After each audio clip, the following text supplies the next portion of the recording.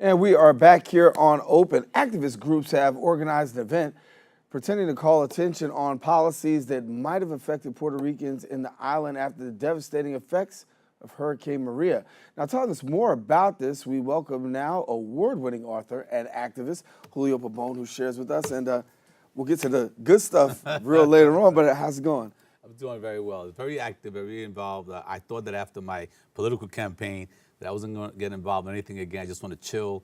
But God had other plans, man. This event of respect and justice for Puerto Rico got me, I'm going crazy with the amount of stuff that we have to do for this. So let's walk through what is respect and justice for Puerto Rico. Well, what it was is right after the Hurricane Maria, there were so many events taking place throughout the city, especially here in the Bronx with so many Puerto Ricans. I was going to like maybe 1 or 2 fundraisers a week for Puerto Rico. And I said, I think this is enough. We got to do something else, something different, something that's going to make a real lasting change rather than sending supplies, water, power plants and stuff like that every time there's a hurricane.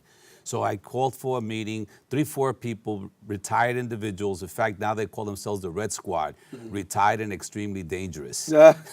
So they're cursing me and their wives are cursing me because now they're all involved in this campaign. I said, we should do something different. So we just put something on Facebook and about 80 people showed up to Pregones Theater. And we said, well, the rules are we're not going to talk about politics because Puerto Ricans get involved with whether you want statehood, independence, or Commonwealth, and then you never get anywhere else. Right. If you don't discuss that issue, can we discuss something to help the future of Puerto Rico? And we came up with one issue, which was this law. It's called the Jones Act, Article 27, which does not allow any ship that's not a U.S. carrier ship with 70% of U.S. Crew members that's built by the U.S. Only those ships can enter into Puerto Rican waters, which is part of a law that was established back during World War II when a lot of German submarines were sinking merchant ships coming in. So they figured, you know what, this is one way to protect the U.S. coastline, which is only ships that are with U.S. flags and U.S. Crew members can dock. But that doesn't apply to Puerto Rico because Puerto Rico is an island. So 90% of everything that comes into Puerto Rico comes in through a ship. And what it really was exposed was during Hurricane Maria, where Venezuela, Colombia, Brazil, and all other countries, Argentina, wanted to send stuff to immediately help Puerto Rico. Right. Those ships could not dock. They had to stay outside. And then the big one was that caught the news was Greenpeace. When Greenpeace sent that famous ship that they send all over the world when there's a catastrophe. And you couldn't get in. Couldn't get in. They had to stay about 20 miles outside. And then other smaller boats had to go and unload stuff and bring it into Puerto Rico that were U.S., flagships. And that's it.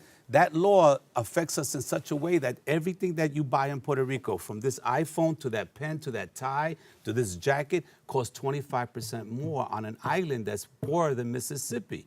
So we said, let's attack that issue. So let's talk about the maritime law for a second, because how many people, first of all, on Puerto Rico's side and maybe on our side are really familiar with it? Nobody knows about this law. We had a fundraiser here in the Bronx to raise money for this, and a lot of our African-American and Anglo brothers and sisters who attended the fundraiser and Puerto Ricans, when we told them about this law, they didn't know. They think that the Jones Law is the one that gave us citizenship, or better yet, imposed citizenship on us in 1917. They don't know that there's an Article 27 of it, which was later back in the 30s, that basically is the maritime law, which does not allow these ships to enter Puerto Rican waters. And that's crazy. So all these ships, an avocado from the Dominican Republic to come to Puerto Rico has to go to Jacksonville, Florida. In Jacksonville, Florida, they unload the avocados and then reload them on a U.S. carrier ship, which is the most expensive in the world. And that ship comes to Puerto Rico. Then they unload them, then they can ship them. So an avocado that can easily cost us 25 cents or 50 cents because it's coming from a sister island is costing about $1 something, when it could cost much less because somebody has to pay for the transshipment of these articles coming to Puerto Rico. So we're being hit in such a way that many people on the island, now that are aware of this, have all said, hey, we need to change that. The governor, interestingly enough, though we don't see eye to eye with him, on many issues of the recovery for Puerto Rico, he was putting together an economic plan to help build Puerto Rico, and he had meetings with different sectors of Puerto Rico. The Puerto Rican Chamber of Commerce said, hey, you want to help Puerto Rico? We got to get rid of this law. The distributors, these are all millionaires, these are all Republicans, these are all statehooders. They agreed that we got to get rid of this law. And a couple of other, the legal association. He had it in his plan. He got a call from Congressman Hunter. Does it ring a bell, Hunter? Mm-hmm. He's the guy who was just indicted, or he's been accused of I don't know how many counts of fraud. That congressman is the chairman of the Maritime Commission. He called Rosselló, the governor, and told him, you got to take that paragraph. You got to take that out of your report. And Rosselló, like he buckled when Trump was next to him and said only 16 people died here, that same governor who didn't say anything also buckled and took that part out of the report. So somebody got to say something, and we figured the diaspora, while in Puerto Rico, Puerto Ricans cannot vote, but we can serve in the army, we can get drafted, we can die in all the wars, but here we can vote. So I'm organizing this event called Respect and Justice for Puerto Rico, and hoping that we can get Puerto Ricans throughout all the 50 states, or as many states as possible, and friends of Puerto Rico, to have an event that weekend, and then pick up the phone or send a letter to their local congressman, whether they live in Tupelo, Mississippi, Iowa, Minnesota, Utah, and tell their congressman, who a lot of them don't even know what Puerto Rico is or where is it, right?